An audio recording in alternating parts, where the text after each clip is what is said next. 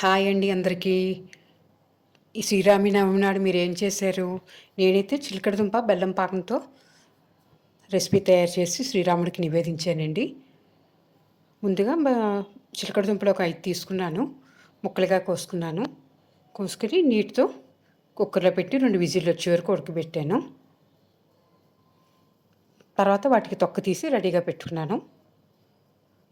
వీటికి ఇప్పుడు పాకం చేసుకోవాలండి. తీసుకుని 5 దుంపలు కాబట్టి దానికి తగ్గట్టు బెల్లం తీసుకోవాలి.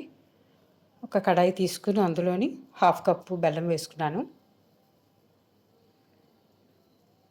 పూర్తిగా బెల్లం కరగనివ్వాలండి. నలకలై ఉంటే కనుక వడకట్టుకుని మళ్ళీ స్టవ్ మీద పెట్టుకోవాలి. ఇలా కలుపుతూ బాగా చిక్కగా తయారవ్వాలి బెల్లం పాకం. ఇలాచీ పొడి వేసుకున్నాను.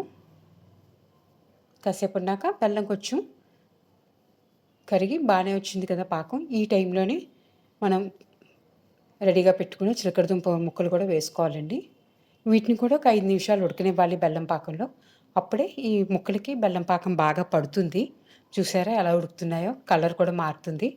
దుంపలకి లోపలికంటా ఈ పాకం వెళ్తుంది, పీల్చుకుంటుంది. ఇప్పుడు కాస్త నెయ్యి కూడా వేసుకోండి, 1-2 స్పూన్లు. అంతేనండి, చాలా ఈజీ. ఎంతో శక్తినిస్తుంది కదా. ఉపవాసాలు ఉన్నప్పుడు శివరాత్రికి కానీ అలాగే శ్రీరామనవమికి కానీ తప్పనిసరిగా చేసే వంటలు ఇది ఒకటండి. మీరు కూడా చేసి చూడండి. డిష్ వచ్చేసి శ్రీరాముడికి నైవేద్యంగా సమర్పించండి. ఎంతో శక్తినిస్తాయి చిలకడ దుంపలు. రెగ్యులర్గా తీసుకోవాలి కూడా. మీకు నచ్చితే నా ఛానల్ సబ్స్క్రైబ్ చేసుకోండి.